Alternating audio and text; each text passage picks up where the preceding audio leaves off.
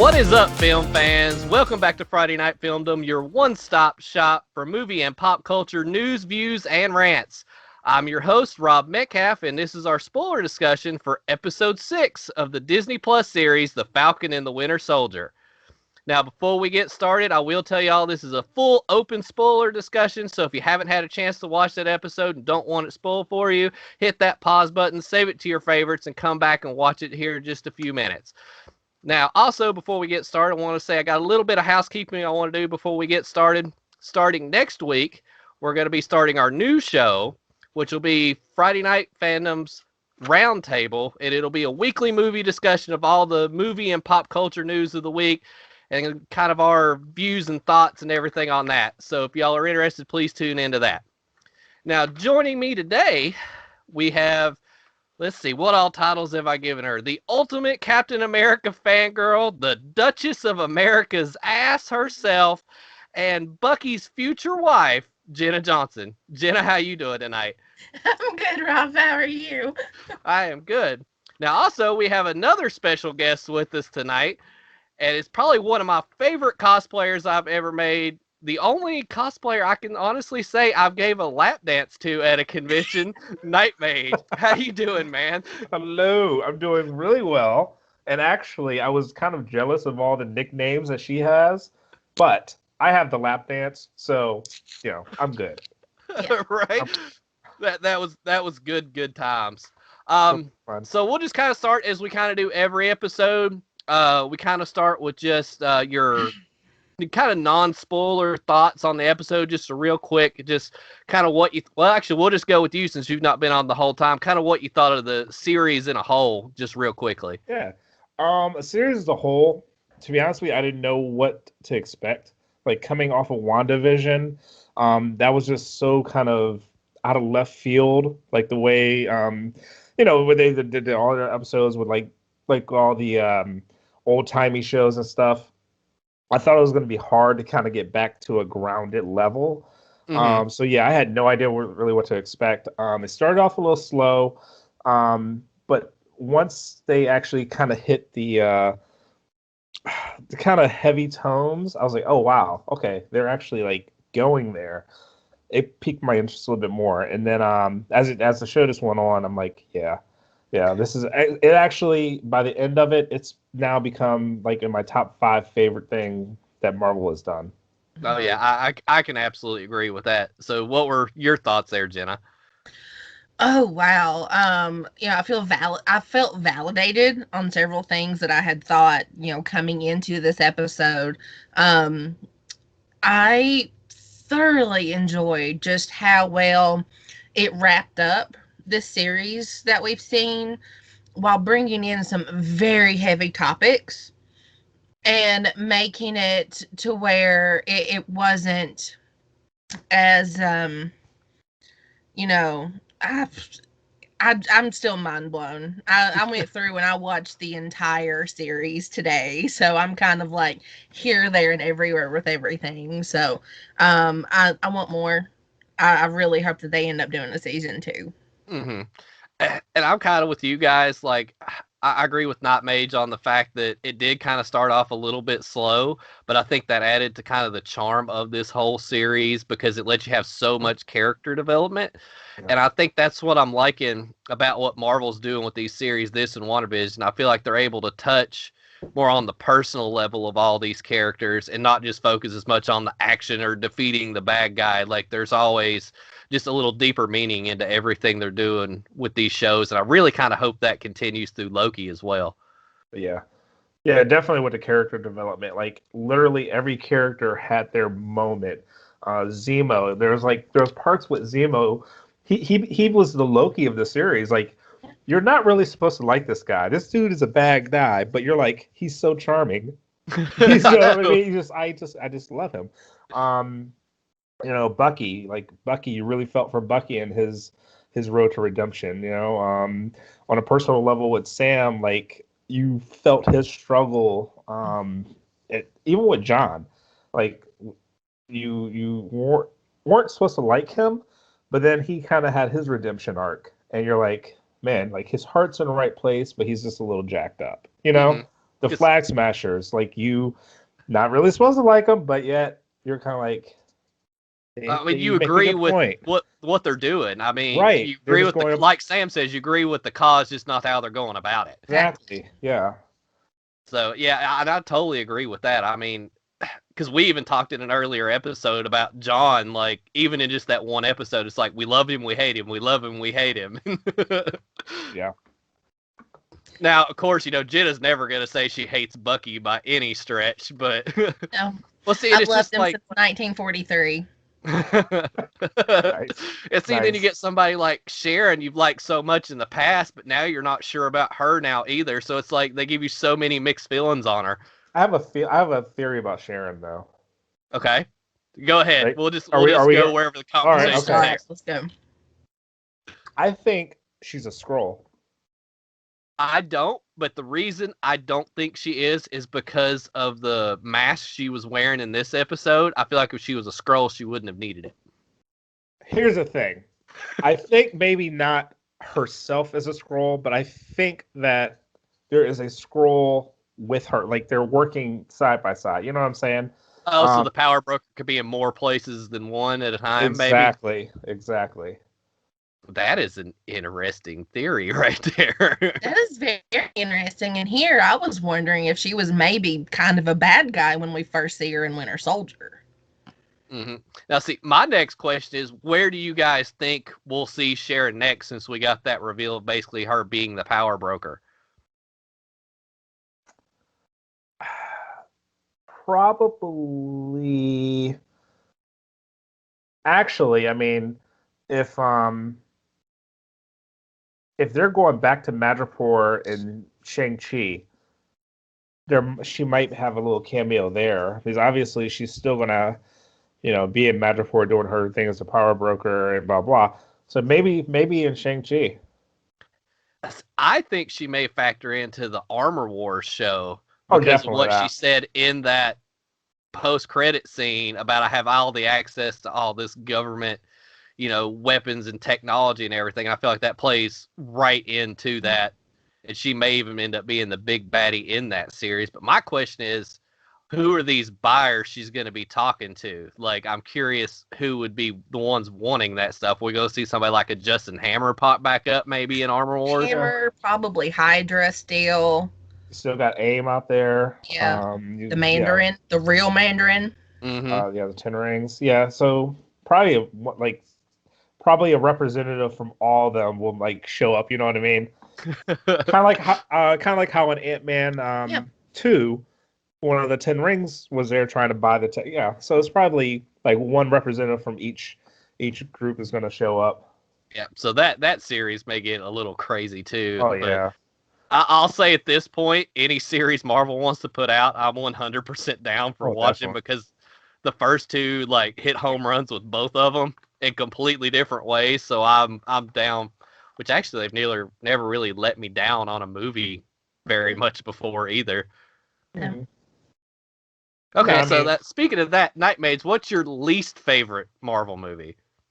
Oh wow, least favorite, probably. Oh man, that's tough. It's kind of like exactly what you said. They kind of hit home in different ways. But least favorite, probably Thor 2, The Dark World. Yeah. It's between Thor 2 and Iron Man 3, but there's still a certain charm to Iron Man 3 that I really like. Mm-hmm. So yeah, Thor 2. Thor 2 is the least favorite. Because see, I've always said, and everybody looks at me like I'm crazy when I say it, but the first Guardians of the Galaxy was my least favorite one. The second's my least favorite. So, but I think what it is that was one of the ones I couldn't go see on opening weekend, and I think everybody built it up so much that it just never could live up to the hype of what everybody was saying. Okay. It's not that I dislike it at all. I actually really enjoy it, but of all of them, it's probably my least favorite, and I think that may be why. That makes sense. Because you know how everybody can hype something up a little bit too much sometimes. So, but okay, let's try to get back to, actually talking about the episodes instead of just all our wonderful nerdy rants. So basically, we open this episode right where episode 5 left off. We're at the GRC vote, and the Flag Smashers and Carly, they're taking over. They fill that chamber where they're in. If you notice, they throw these little like gas grenades in, and I got real like Green Goblin type vibes off that. And I wonder if that's maybe not some Oscorp tech that Batroc and them got their hands on. Like, I think it may play back into Spider-Man that way. I'm not sure if you guys feel the same, but no, I 100% agree with that. Yeah, like, I know this wasn't how it was before, but now that kind of Disney and Sony has solidified more of a deal, definitely Oscorp is going to play a factor. Yeah, I could see that. I could see it. Yep. I think that may just be our first tease because it seems like we always learn something so minute ends up being something bigger later down the line. So I'm fingers crossed. Like, I'm hoping maybe that's what that is.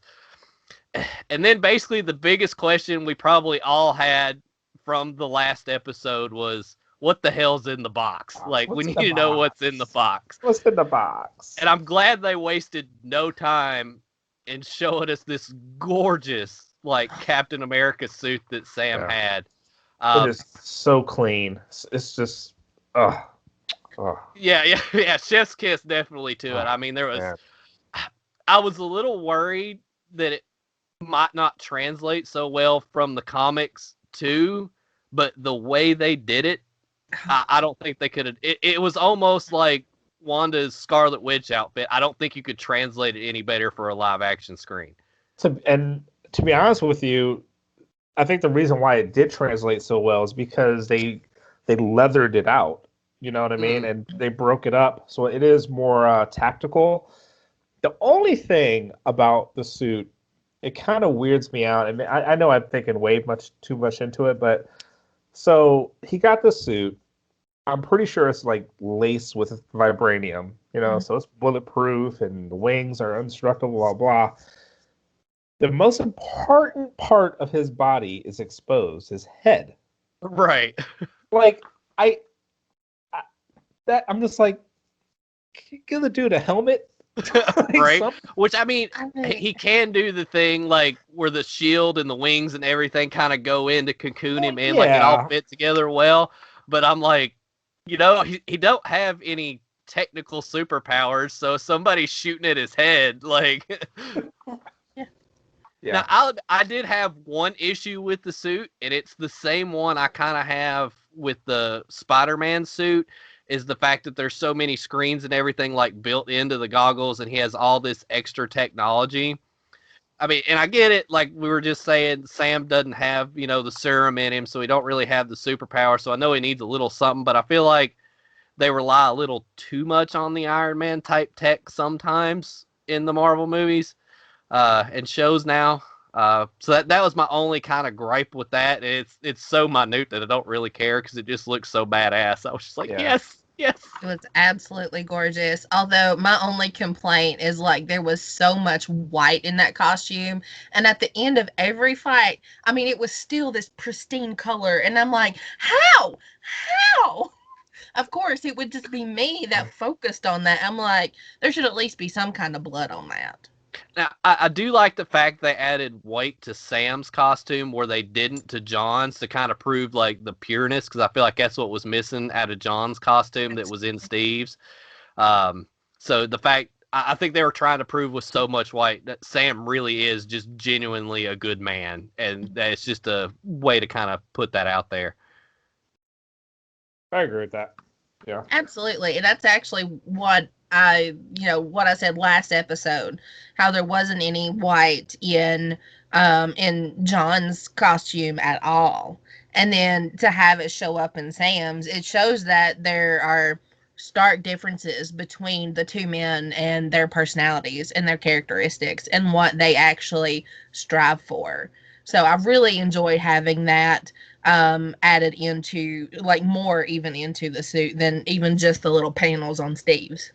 And I'll admit, I fangirled out during that fight when he actually says the line, "No, I am Captain America."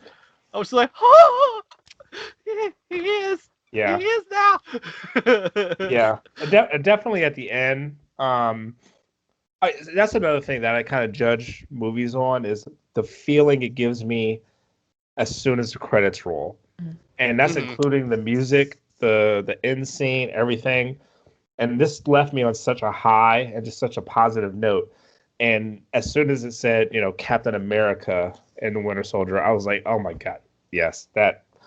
However, I think actually it would have been extremely cool if it would have said Captain America and Bucky, because I think this was just as much as Bucky's arc of like getting that Winter Soldier off of him as it was as Falcon becoming Captain America. You know what I mean? Right. So I wonder maybe if it would have taken away from the Captain America, if it would have said Captain America and Bucky, but I just think that See, It we was had speculated that it was going to be Captain America and the White Wolf is what we thought it was going to be. Okay. I mean, we said that back right after episode 1.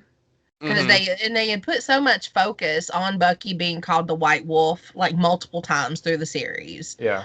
And that's what we kind of thought about. I was kind of hurt not to see that, but I was also really, really glad that they didn't, because that just means my boy gets to shine in some other movie and show. So. Yeah. Now, Darren, when Sam comes crashing in through the window, of course, Backtrack says, I don't care that you're Captain America. I'm still going to kill you. But I think we all kind of seen that coming because he wanted to kill the Falcon anyway. So it don't matter what Sam's going by at the moment. He's still holding that vendetta. So you knew that was a fight that was going to go down. And I know then they cut to Bucky kind of coming to help out. And he's coming through like the picket line. I love how they call him, what was it, General Barnes? Mm-hmm. Yeah, and I just felt like that was a respect thing. Mm-hmm. You didn't notice that one, did you, Jenna? No, considering the fact I don't think he was a general. He was a sergeant, but that's the one. Oh, maybe it was Sergeant Barnes. That's I my was bad. I may have misspoke because I didn't write down exactly what they called him. And like when they said thank you for saving us when he opened up the truck, I know I'm like jumping ahead. I was like, that's it. That's his little nod to, yeah, you're doing good. You can leave this Winter Soldier persona behind. Yep. Yep. I think that I agree. Yeah, you could see it in his face that he was like almost like he wanted to cry. Like, yeah. The emotion that Sebastian Stan can put into just the smallest thing blows my mind. Because, like, when they showed the flashback of them getting the programming out of him in Wakanda, just the acting in that just proved to me how good he really is. Like, I mean, I know we all love him as Bucky, but I feel like he's got such a great long career doing so many things because he's so talented. I don't think we'll ever have to worry about not seeing him for a lot of years. Oh, absolutely. Like, and just thinking back and going off topic just a little bit, not just Bucky, but from his roles from like playing this big goofy guy in the Hot Tub Time Machine to Jeff Galooly in I, Tonya, there are drastic differences. You can't even tell it's the same person. So I'm like, give Sebastian all the Emmys whenever you do this. Now, speaking of Emmys, because this is a good segue into this, did you all see how Marvel put these up for awards consideration? I didn't know that. They put WandaVision in the limited series category, but they put Falcon and Winter Soldier in the drama series category. So I'm not sure if that means they don't want the two to compete with each other or if they're actually planning on making more seasons of Falcon and Winter Soldier. I don't know if they could. I don't know. I don't know. I guess it depends on the story. I guess it really depends on the story. Because all right, for this one, I know that they had to totally rewrite the script because they had a virus idea for this. Mm-hmm. And then COVID happened. So they're like, all right, we can't do that. So they rewrote it. I don't know what else they can do. Like, I don't know what else they can do that they can't do in a future movie. You know what I mean? Like, right. And they've already announced Captain America 4, and we know who Captain America is going to be. So, I mean, ultimately, it's one of those things. This last episode did wrap things up very nicely. So it could be a limited run, but it could also be something to where we're going to step off into Captain America 4 and then, possibly down the road, maybe get more movies or more show. I mean, I'm okay with either or. Like you said, whatever Marvel's willing to give me, I'm going to be there front row for it. Right, Yeah. right. I'll always be front row for anything Marvel does. Now, we also get Carly calls Bucky in the middle of this, basically to just distract him. And I thought that was a nice little touch too.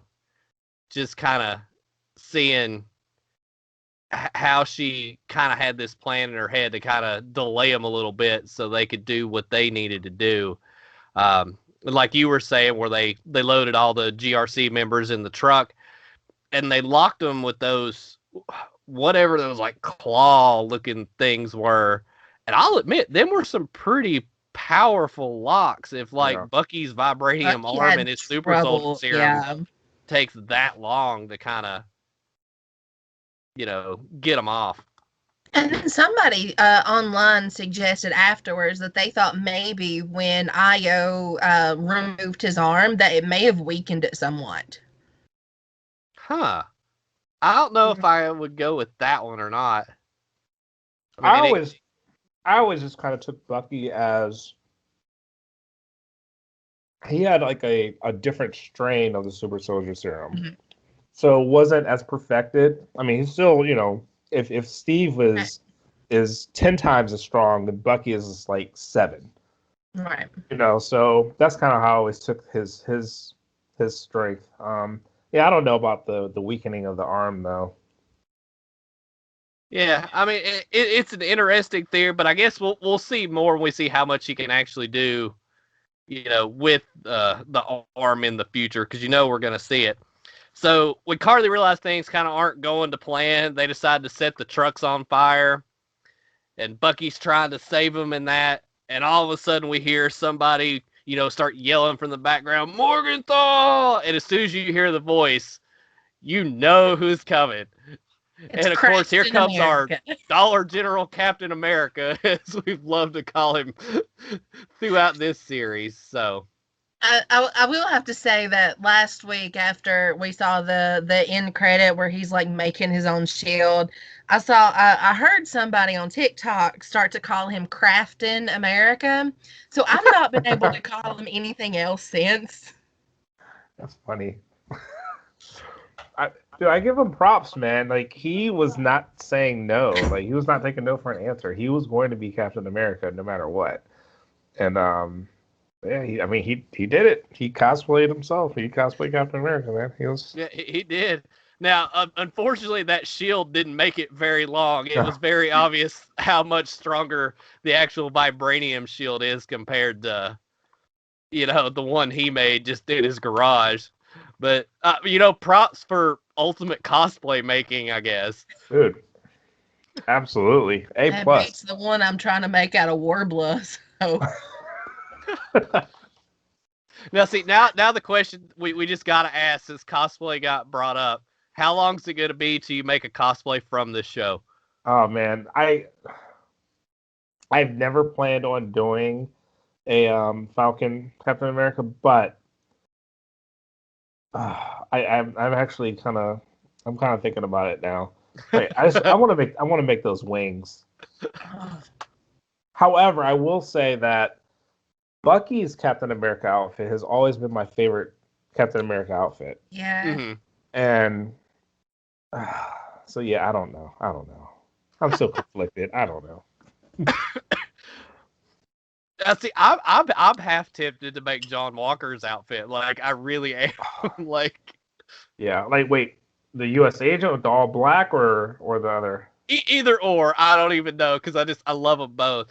Now, I know you've watched The Boys. When John Walker first appeared, did you start getting some real Homelander vibes from him? No, not really, because Homelander is that just total, like, egocentric narcissist that he's just going through the motions of saying, like, I'm good and that, you know, I'm helping and this and that. He's just really honestly just going through the motions. It's just a script. John truly does believe in his thought process and what he's thinking and doing, and he just goes about it the wrong way, you know. So yeah, no, I didn't get it. No, because like again, or kind of falling back in line when you know, he's fighting Carly and the truck's about to go over the edge. I found myself saying, John, do the right thing, John, do the right thing. And when he dropped that shield, I'm like, yeah, like that's Homelander would have never questioned himself, and he would have just went after Carly. Oh yeah, you know yeah. I mean? So you put it in that perspective, yeah, because that kind of comes back to like the whole like plane sequence, like he's not gonna do Right.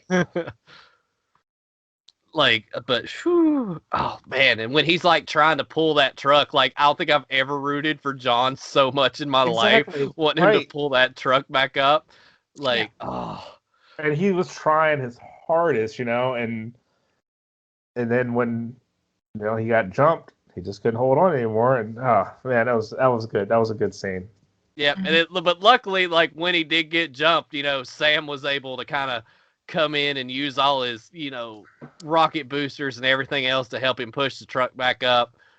And I love when you got the guy in the audience that brings back that Black Falcon joke. Yeah, and then the other guy's like, no, he Captain America. And you're like, yeah, he is. I cried. Okay, I cried when he's like, no, that's Captain America. I'm like, there it is. There it is. You know what I thought of when he was holding the truck up? All right. So with like Iron Man, his whole suit is mechanical, you know what I'm saying? So Iron Man is not using his strength. It's all suit, right? Have you ever seen that meme or it's a video where is a truck and they're trying to get it unstuck from the mud, and there's a guy inside the bed of the truck pushing the front of the truck, kind of trying to get it unstuck from the mud. And he's inside the bed of the truck, so he's not doing anything. That's how I felt with Sam. Like, literally, he is not doing anything. His rocket boosters are doing all the work. So it's like his struggle of like pushing that. He ain't doing nothing. Right. He's not strong enough. It's not like he doesn't have any serum. He's literally just a human. He's not doing really anything. I don't know. I mean, I kind of interpreted that as he was just more like determined in the moment, and he was just concentrating, and I think it was just like his aggression coming out towards it. But I'm also like, would the boosters be enough to move that truck like without like him folding in and just getting smushed between the two? Like, or is that where the vibranium in the suit comes in a little bit? Like, I mean, but regardless, we were all happy to see it happen. We like everybody was super happy that Sam was able to save the day. Now, speaking of great action scenes with Sam, I love how the whole look of everything when he's chasing this helicopter. Oh, dude. Oh, like that was shot so cinematically. And I like the use of Red Wing back because I wasn't even sure he would have Red Wing with the new Wakandan suit, but the fact they still incorporated that with it too, and he was able to use it to like scan everybody's social media profiles and stuff to find out who could fly a helicopter. Like, yeah, that was slick. That was like, I don't even know how a writer comes up with something that smart. Like, I'm just like, that is that is slick. And you know what? That's something like I always call Captain America is like Marvel's Batman. Like he's like the greatest tactician, you know what I mean? Yep. And that scene right there kind of proved how great of a tactician Sam is. Just always thinking of the next thing or what can I do, you know what I mean? And yeah, that was brilliant. Let's see. Okay, so then we get, I know we already kind of touched on it, but when Carly runs into Shannon, we actually get, Sharon, we get the power broker reveal. Now here's the thing. Carly's the one that says it. Sharon never actually says, I'm the power broker. She's like, you work for me. That's So I true. think there's still, we're 99% sure she's the power broker. But I feel like there's that itty bitty chance that she's still just working with the power broker.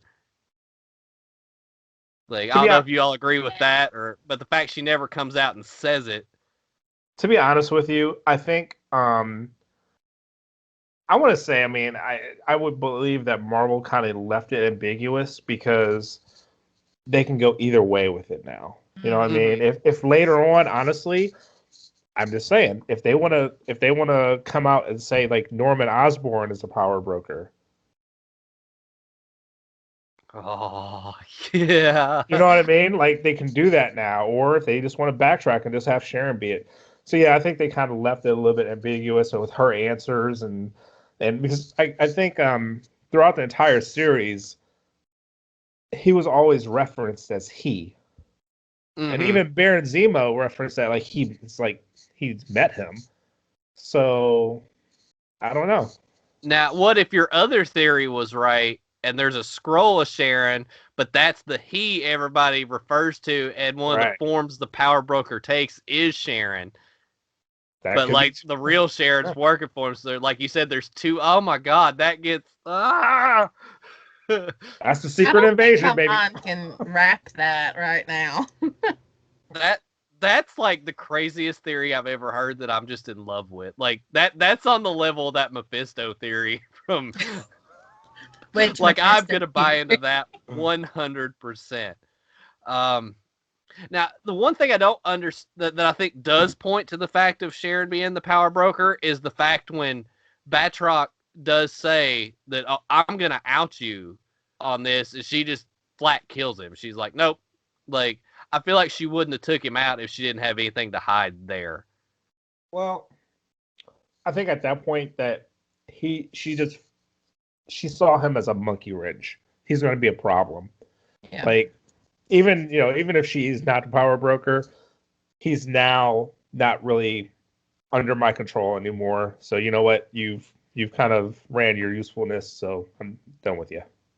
Now, what do we actually think her real reasoning was for bringing Batroc in? Like, I feel like he didn't do much but just mess everything up on both sides, or was that she just wanted some chaos, do you think? I think chaos, but then also misdirection too. I mean, if you're bringing in enough outside influences, it takes a lot of the pressure off of you. You know, people possibly connecting dots to you. So maybe that that could have been it. Maybe like that's another one that's kind of hard to say. But then after all this, we get that glorious Sam and Carly fight. I love the fact that Carly's like hollering the whole time, like basically fight me back, like do something, and he's just using all those flips and everything that we see in that training montage to just basically dodge everything. And he's still wanting to do the Sam thing and just talk her down all the time. Like it's very obvious he doesn't want to hurt her. He doesn't really want to fight. He wants to talk about it, have a diplomatic solution, but there just wasn't one to be had. Yeah, and again, that's a very Captain America-like thing. Like he's more about let's talk about this. Let's be diplomatic about this. I mean, I'll fight you if I have to, but I really don't want to. Something also I really love about Sam is how much he does use his wings when it comes to his movements and fighting. He uses it a lot to his advantage, and I love that. Just I don't know, it's just the way he incorporates it with like a little bit of extra jump when he jumps or using his wings to trip someone. It's just it's like a work of art. Well, see, and I like the one that sticks out in my mind is when he sticks the wings in the ground to like hold off an attack. His ground. Yes. Like that was that to me was the one I was like, okay, this suit is perfect for him. Perfect. Now, speaking of the suit, we know Torres took the old Falcon suit. Do y'all think we're going to see him show back up as Falcon in the future like he does in the comics? not as a mutated Falcon, no, Well, Birdman. yeah. No. Yeah, I think at some point he'll probably he'll don the wings for a mission or something like that.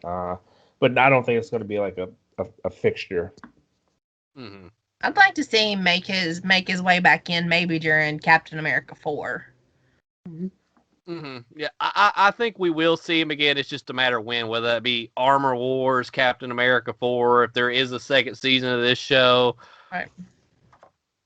Because, like, what if, like, well, they do another season, but it's not about Sam, it's about Torres's Falcon journey, and it goes back to being Falcon and the Winter Soldier. Like, that could be a story to tell, too. I mean, there's all kinds of crazy theories we could come up with on that. But ultimately, like, Carly's rage was going to end up, killing her. So, Sharon kind of has to shoot her to save Sam. Well, to save Sam. But I love the symbolism when Sam's carrying her body and his wings are out, and it's just like he's an angel carrying her, like, back. But I also noticed, are we 100% sure she's dead? Yeah. I think, yeah. Jenna shaking her head no. No, I don't. And, it's, with comic book deaths, no one's never really dead. It's the same thing with, like, soap opera deaths. Nobody ever dies for long. So, I mean, yeah, she could be, but I just kind of wonder, because with some of the directions that, like, the end of this series can potentially spawn a couple more series or movies. And I just kind of wonder if maybe she could be brought back for something like that. Because, when we see her, her compatriots, they were all heading to the raft. And then, well, we know what happens there. They exploded. But, I kind of wonder. I don't think she's. Yeah, I think she's done. She's dead. If anything, I mean, and this is a stretch. If anything, the only way she might come back and she won't be alive is if they use they use her to harvest her blood. Or And something then like. we're back to Super Soldiers 3.0, I Yeah. guess, at this point, or whatever version To be we're on. honest, I think honestly, this series was still setting up the Thunderbolts, like Zemo, U.S. Agent, Val. Like, I think she is going to be the Nick Fury, or at least like the Maria Hill to General Ross. To Right. You know what I'm saying? Yeah, I definitely think a Thunderbolts is coming off of this. So maybe they might harvest her blood or something like that. But just as for Carly, I think she's done. Because, like, it could be Thunderbolts, or they could possibly go like the Dark Avenger route. Like, it could go one of the two ways, I think. But it's very obvious they're setting it up somehow, some way. So, I mean, it's obvious that, John Walker's going to be the Captain America type, the leader. Honestly, with Zemo's charisma, I feel like he's going to be the Iron Man. He's the one with the money. He's the... I mean, I know we don't have the suit, whatever, but I feel like he fills that personality void. You still got the Annihilation out there. Oh, yeah. God, Abomination showing back up. Oh, yeah, Abomination. Yeah, I knew where you were going. And now, right after that, Sam gives this speech, and it's so heartfelt. Like, he's telling him, like, Carly's only going to be the first unless you guys change what you're doing. But the part I love that made this part so real to me is I love the fact that Sam's like, you all need to figure it out, but I don't have the answer. Because they could have easily went with the trope that Sam had all the answers in that moment. Right. But he's just like, no. This is what you all basically do. You all need to figure it out.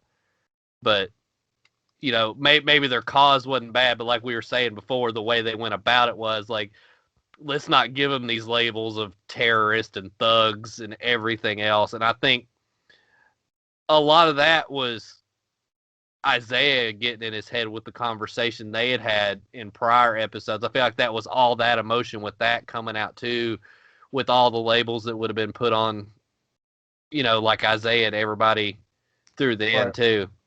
I think that is a really, really touchy subject, and is a very thin line, because while we sympathize and we understand what Carly and the Flag Smashers were doing, we all can agree that she was going about it the wrong way. Like, let's make no mistake about it. She was willing, and she did kill innocent people. Mm-hmm. I mean, by definition, she's a terrorist. She really is. Yeah, by strict definition. But if you're talking about the psychology of it and as to why, right, and that's where it becomes the a little key. more. Is no one wanted to ask the question of why. So yeah, you know what? You can still call a spade, but you do have to flip the card over at some point and say, all right, now let's figure out what made this person this way. And you know what I mean? So yeah, and that's where I think at that moment, that's when we're all supposed to realize that's why Steve chose Sam in the first place, is because of his ability to speak his mind, his diplomacy toward it. Like, and it was a very Steve thing to do, but honestly, Sam's better at vocalizing things like that even more than Steve is, at least I think. And you know what? It's actually, I don't know. Maybe I'm reading too much into it, but there was a line that Bucky had said to Sam, and I think like 2 episodes prior, it was the last episode before this. He said when he talked to Steve about giving the shield to Sam, he didn't know how hard it would be for a black man to carry the shield. Like they didn't. But that's the thing. I think Steve did, and I think Steve specifically knew that Sam would be able to carry that burden and actually use the shield and use his influence and just who he is to really show that the times have changed and that things can be better, and you know what I mean. Like, I think actually Steve did realize and did take that into consideration. Actually, that's a really good thought.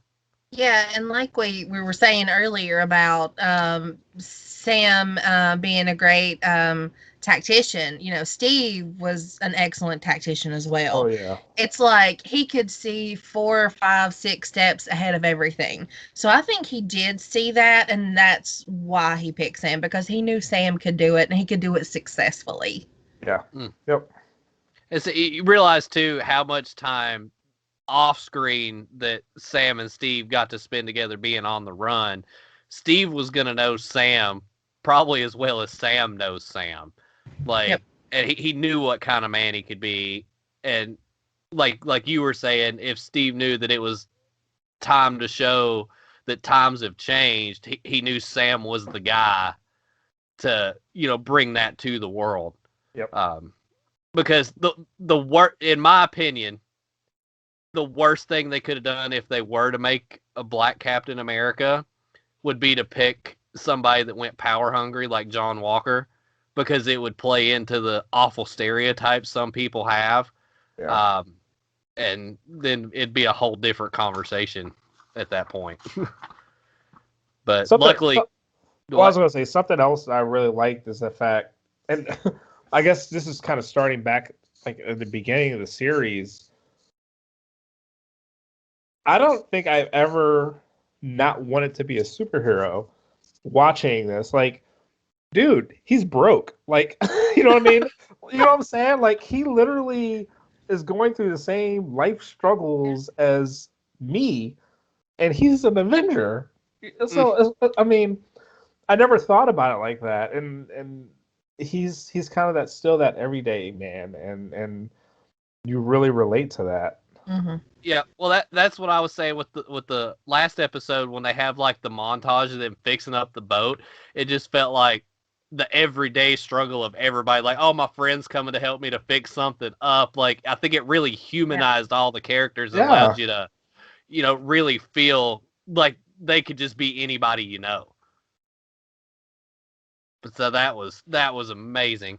And then after Sam's glorious speech, which was probably one of the best said things I've ever heard in my life,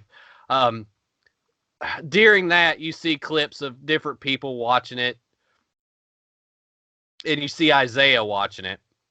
But then Sam, after all that's over, goes to see Isaiah.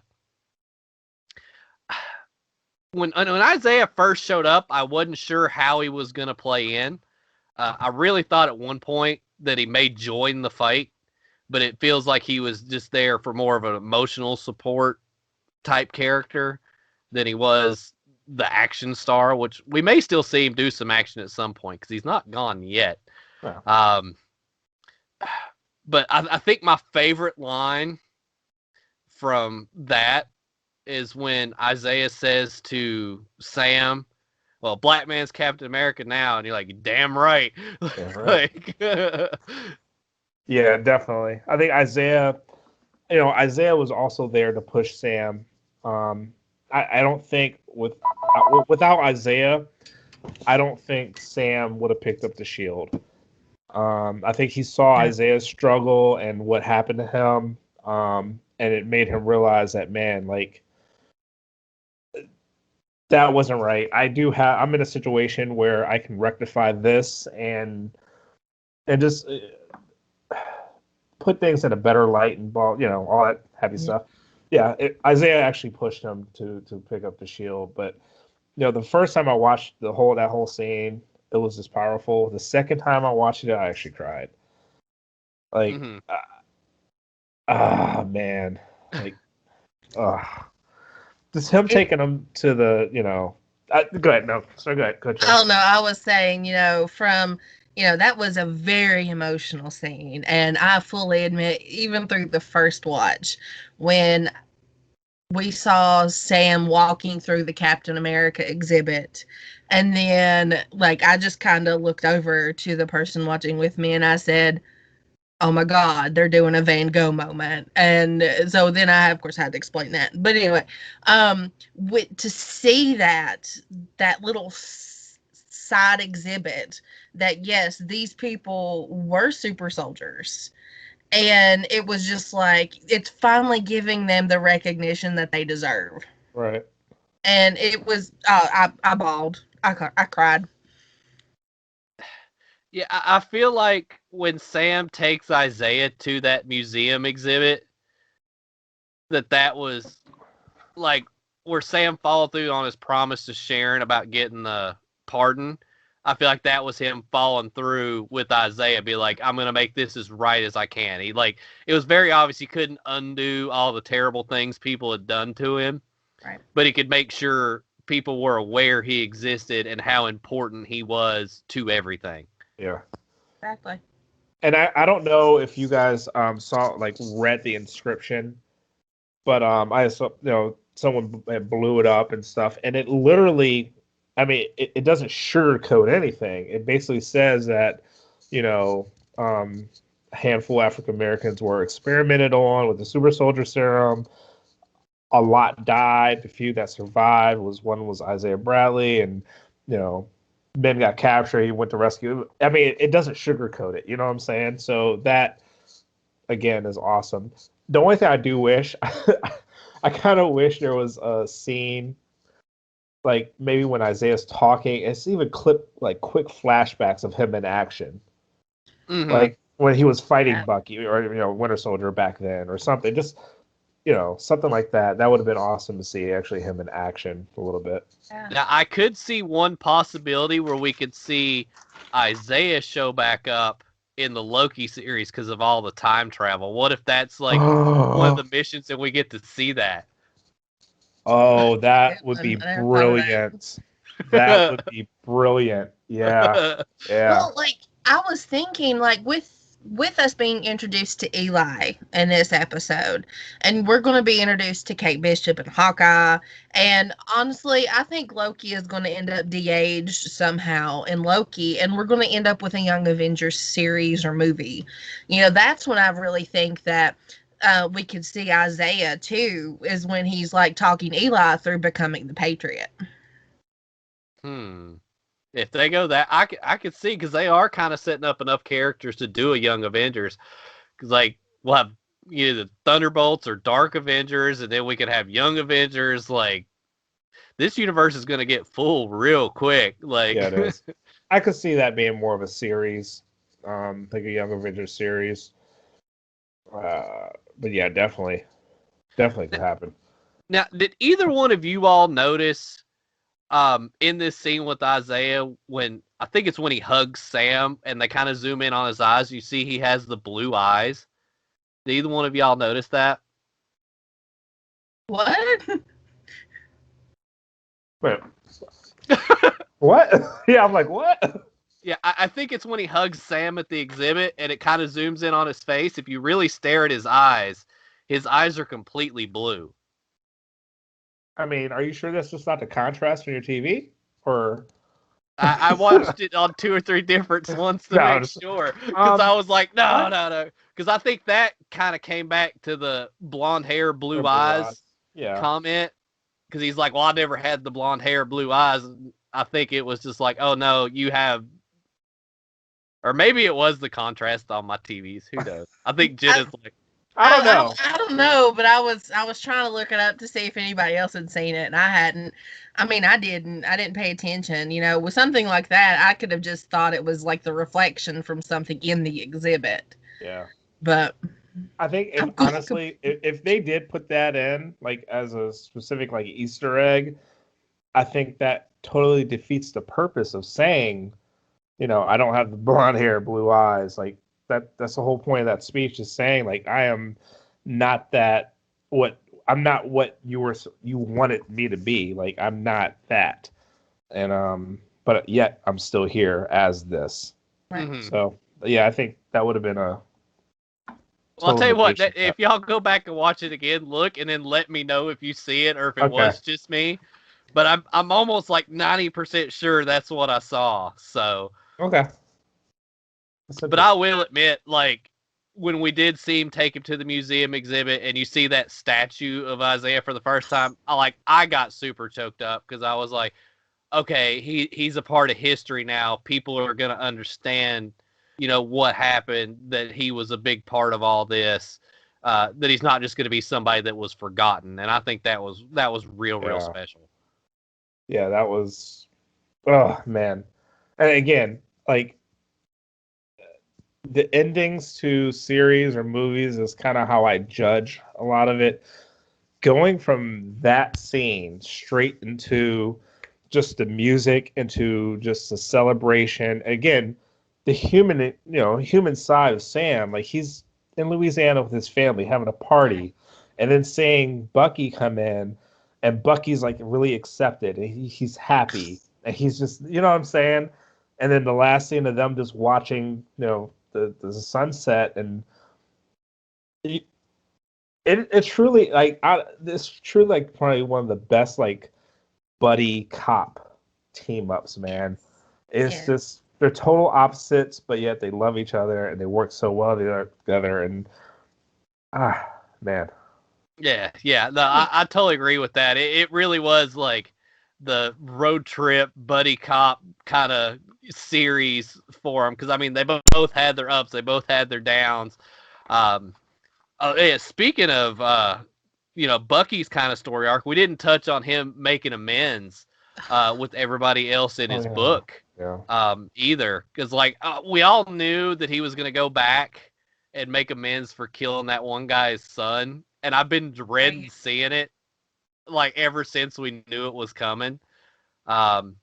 But I love that Marvel didn't go the easy way out and just like have the guy be like, oh, it's okay, Bucky, like, you know, it wasn't you.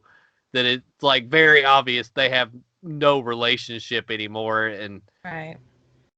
When Bucky walked by the restaurant window and he saw Yori sitting there eating dinner, of course, with the girl he went on the date with, like, I was so sad for him.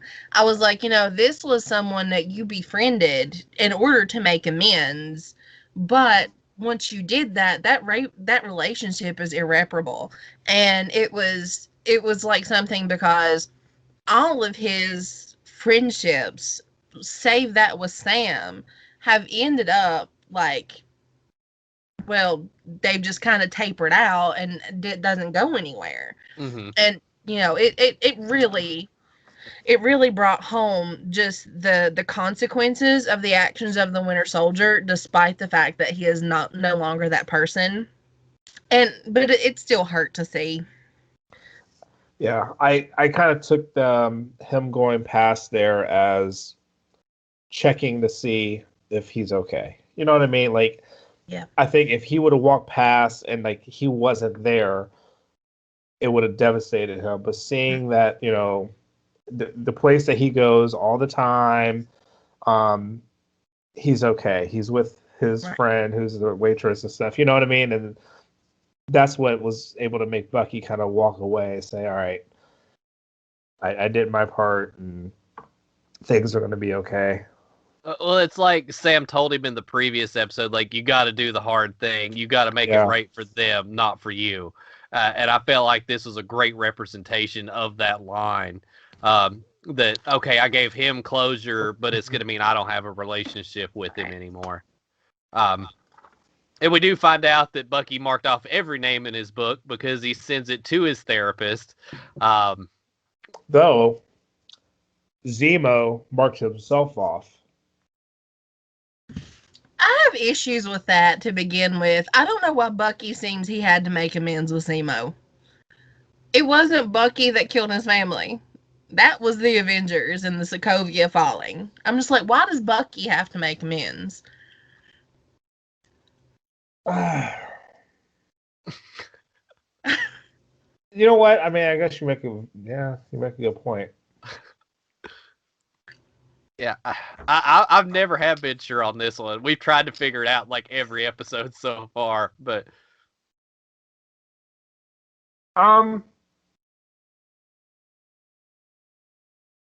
maybe.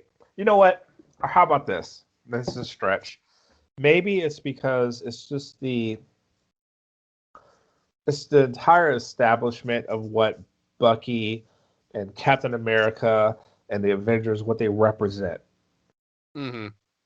It's just you know what I mean? It's if that entire type of governmental regime wasn't there, then all that stuff, wouldn't have happened.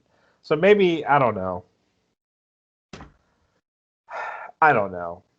Maybe for some reason he just felt that being a part of that. It's a stretch. I don't know. I've questioned it since I saw. Well, Rob was the one who pointed out Zemo's name was in there. I'm like, why does he need to make amends with him? It may be something we get answers to later on, but who knows?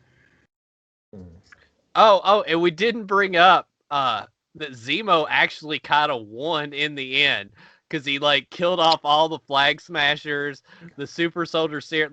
Really, he doesn't have a problem with Bucky. So really, the only other one I see him wanting to go after in the future now is John. Yeah. Listen, Zemo is 2-0. Yep. And I have to say it. I'm gonna say it. My favorite thing from this entire series was that small little scene of Zemo dancing. I could not get that out of my head. I watched every TikTok that is. I've come to the conclusion that is a must cosplay just so I can walk around and dance. All right, I'm holding you to that, Rob. Next time there's an in-person Dragon Con, you got to do it. Yeah, and I will. Because I've learned too, because I've watched plenty of TikToks that you can do that dance to almost every song and it goes perfectly. So dude, that was just such an unexpected scene. Like what? It was kind of jarring. Well, it was all improvised too. He was like, I'm in the middle of this dance club. I may as well just dance. And they ended up keeping it. It's great. It's great. Now, I do like when we see the truck get blown up, it took me like a second because I was like, who the hell is that? And I was like, oh my god, it's Zemo's Alfred. Like, I saw a post. Someone's like, Alfred could never. It's like, but I was just like, because like I guess to me that like butler type character was so throwaway in that first episode. It just took me a minute to like remember who it was, and I'm like, oh my god, like, because like as soon as it like cuts back to Zemo, listen to the radio of it, I'm like, oh my god, he is. Well, like we said in earlier episodes, we felt like Zemo was playing chess while everybody else was playing checkers. Yeah. And can I just point out the drastic differences between Zemo selling the raft versus like Wanda's and Clint's and Scott's and everybody else's from Civil War? Like theirs was all stark. There was nothing personal. There was no radio. There was no books. And then there's Zemo, and I'm just like, no, that Money. they did my friends dirty. Okay. Money talks. Money talks. He's a baron. It does. You know. But Zemo's the one that surprised, because like honestly, like in Civil War, like to me Zemo was just kind of there. I didn't really care that much, and I think it's because we were just so invested in Tony and Steve and Bucky's story that we just didn't really care. But now I'm like, go. Have you went back and watched Civil War since this series? Not yet. I'm going to. Like Zemo plays so different. You're like, you, sir, are way too smart. Like Zemo plays in Civil War. He's almost like that father that just got mad and determined that he's just going to do something. Mm-hmm. Where in this one, he just seems that real sophisticated. Yeah, like you say, like very cunning. Just I don't know, man.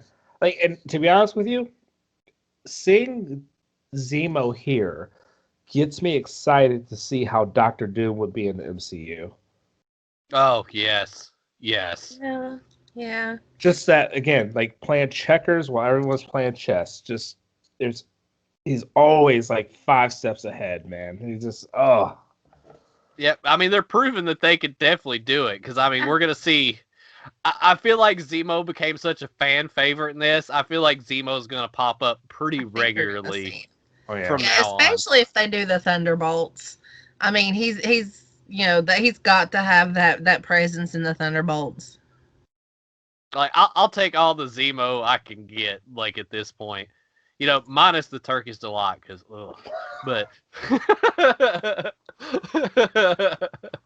I mean, I guess store-bought could be good, but let me tell you, the homemade I made in 3rd grade was crappy. Which I don't know. Like, I don't know what kind of Turkish delight he can afford since he's so rich. Too, that may be the most delicious thing you've ever put in your mouth. So let's just face it, he can afford turkey. Okay. Fair enough. Fair point. Now, I think the only scene we've really not touched on now, is when we finally get the name drop of Val calling John U.S. agent. And we see him come out in the new black costume uniform. instead of the blue. Yep. I love how he's like, it's the same, but it's all black. I'm like... Yeah, I mean... They did so well on that costume, too. Like, whoever the costume designers have been for these series, like, they're the ones that deserve all the awards. Because we've all seen in the past sometimes... comic book costumes don't translate well, but with these guys, they're nailing it at every single time. Yeah, and just think too, like the costume department at Marvel has had over 10 years to develop like these most perfect costumes for these characters. And like they'll even work with the actors and the actresses to best fit them for like their movements and mannerisms that they use as the character, and they're superb. And I wish I had just like a tiny bit of creativity and the ability to craft such a wonderful piece just in my little pinky. it's impossible for me. No, I would have to outsource every single bit of it. Now, Yeah. I did get vibes, and I don't know if you all got the same vibes. When Val's leading up to calling him U.S. agent, it was just like when you knew they were getting ready to like drop the Scarlet Witch thing. I was like, oh God, she's gonna say it. She's gonna say it. She's gonna say it. It's coming. It's coming. Like that was like those two scenes had the exact same vibe to me. Like you were just waiting on it to finally get said. Now I will admit I do wish we'd have got a little more of Val and kind of what's going on with her. Well, I think wasn't there? I mean, I thought it was confirmed that she was actually supposed to show up in Black Widow. Yeah. Yes, because she was supposed to show up there first. So I'm wondering if her showing up in this would make those scenes hit different because you'd have a little more backstory to her character. Right. Yeah, and especially where, you know, where you've got Natasha, but you also have her kind of rougher counterpart of Yelena. I don't know how much you guys have kind of like delved into the Black Widow summary, but seeing like Yelena, I kind of wonder if she's going to be part of this ragtag group of misfits that Val brings together. And maybe that's why she was in Black Widow. I mean, it's very possible. I'm trying to stay away from as much Black Widow stuff because there seems like there's just so much out there, and I've seen just enough that I don't want to get spoiled on the rest of it. So I'm trying to be really careful. And yeah, I think that's exactly what they're doing. I think they're slowly building into a opposite Avengers, where there's going to be a character that's an opposite. You know what I'm saying? Yeah. So Captain U.S. agent's going to be the Captain America. You know, I don't know.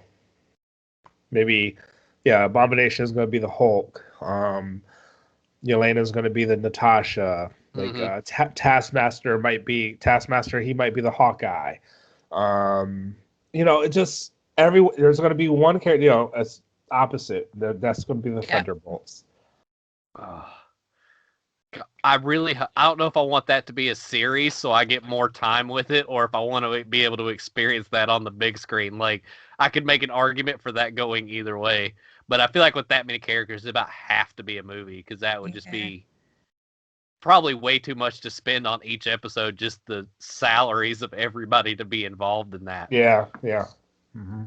Oh, and another thing we got in this episode that we haven't touched on is they make the joke about I thought Captain America was still on the moon. And they keep bringing this up.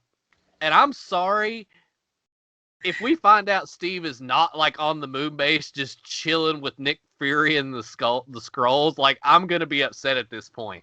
Like I feel like it needs to happen because they've just alluded to it too much. I feel like there's something to it if they keep throwing it at us. I mean, at some point they have to actually solidify, is he dead or what's he been doing? At some point it's got to happen. I don't know which one I'd rather have. Like, I think it would be funny to have him just like chilling on the moon base, but I think it's more plausible that he's actually dead. Now, did you get the same vibes in the first episode when Sam's like ironing the suit and getting ready? Did you think he was going to Steve's funeral then? I did. Yeah, I really did. It's like one of my biggest fears to not have any kind of MCU with a Steve Rogers in it. But, you know, throughout this series, and it's the whole 6 episodes, like at the very beginning, yeah, that was the big speculation. He was going to Steve's funeral, and like I was heartbroken. But throughout these episodes, it's kind of less than that for me. If Steve is dead, it's not as much of a loss I feel anymore, because we do have someone who has taken up the Captain America mantle, and that is Sam. So it's not nearly as like hurtful as it was at the very beginning for me. Like I can like live through. It's like, oh, okay, you know, old man Steve is kind of along the sides now. He's gone, not coming back. I can kind of deal with that. But I think it's probably because you you now know 100% the spirit of Steve lives on. Absolutely. So Absolutely. yeah. And you can't see it, but I really do have like this feature wall that's nothing but Captain America stuff. So Yeah, it's like it really is. like I don't think there's nothing this woman loves more than her Captain America. Like it is her thing. I mean, everybody's got it. So Yep. I mean, we wouldn't be here talking about it if we didn't all love it. So that's definitely a thing. Now, I guess because we kind of been through the whole episode, kind of talked about theory, speculation, all that. Now, the last question I'm going to kind of leave you guys with this being the second Marvel series, we know how well WandaVision did. Would you personally consider this series a huge success, a huge disappointment, kind of middle of the road? Like, where do you fall on that now that it's kind of all wrapped up and said and done? I mean, I consider it a huge success. I know Rotten Tomatoes doesn't think so with the last episode, which I do not understand at all. But yeah, I think it's. I mean, I think it is a huge, huge success. To me, I think it's. I mean, I think with WandaVision, I think WandaVision is going to play a bigger part in the movies going forward because of the implications. But I think as far as heartfelt and the spirit of the MCU and everything, I think this hits home more. So to me, I think it's a huge success. Yeah, I think they're both huge successes in their own right. Right. Like what we have with WandaVision is we have, and it's the same thing with the movies. You have these light, airy movies like the Spider-Man Homecoming, and even the Guardians of the Galaxy, the first Thor, even Ragnarok. You've got these airy, upbeat kind of pace to kind of keep the ball rolling, and then you have these heavy action-packed movies like the Winter Soldier in particular. It's like by far the one that I think of the most. And that's what I get this call back from this show, is you get the call back to kind of like the super spies and the super soldiers with everything, and it's got the more action to it. But to kind of compare each other, it's like apples to oranges, because you do have these distinct different categories that they can fall in, and but both were very successful in like moving on a storyline that we may not have gotten in a 2-hour movie. Right. I'll agree with both you all. I do think it was a huge success. I think it's been very successful for Disney Plus. I think now one place I do kind of disagree a little bit with Knightmage on is I think this may be the series that has the bigger implications going forward. Because I feel like WandaVision is going to be a little more self-contained between like the Spider-Man movie and Doctor Strange Multiverse of Madness. And I feel like this is going to push the narrative along more like kind of Civil War did. Because I think that moment of John Walker killing that flag smasher is going to like bring up the idea like Sokovia Accords and all that again. And like you said, if it leads into the Dark Avengers or Thunderbolts or whatever, I feel like that's going to be a major part moving forward. Because I could even see like the Dark Avengers may become like the next like almost Thanos level threat kind of thing coming away, because it'd be like one-on-one with every Avengers kind of. Who would rival Doctor Strange? Not sure yet. The other sorcerer. What's? Oh, Morta. Yes, I think. Yeah, I think so. That's the one that I was kind of thinking of, because at the very end of Doctor Strange, they kind of parted ways. He didn't like how Strange was doing things, and he completely disagreed with what the Sorcerer Supreme was, or the Ancient One was doing. So I can kind of see that disconnect between those two, and how he would be the that equivalent for like the Dark Avengers or the Thunderbolts. I wish, I hope that Marvel does the exact same thing they did with Endgame and kind of build up. And now all these new heroes that's going to be coming out, Moon Knight, Blade, everyone. I want another Endgame. Like, Oh yeah, I want, absolutely. you know what I'm saying? I want another movie where just everyone is there and everyone's playing a part. Like, Yeah. Yeah, okay. Like I want that feeling I had when like the portal scene happened in Endgame. Yeah. I have never. I mean, I've been to a lot of like premieres and everything, but I've never felt the energy in any theater I've ever been in like it was basically that entire battle scene. Like, Oh yeah. I listen, when two things, when the portal scene happened, when Steve picked up Mjolnir, and when he finally said Avengers Assemble, like, yeah, you felt the energy. Like, I think everyone in the theater had goosebumps. Everyone was cheering. It was just, oh yeah. I'll admit, the I only miss that issue I feeling. have with the Avengers Assemble thing is why Steve had to say it so quietly. Like, I He think did I say would it have rather, quietly. He did. because I think I would have rather just been like, Avengers Assemble, not like Avengers Assemble. Like,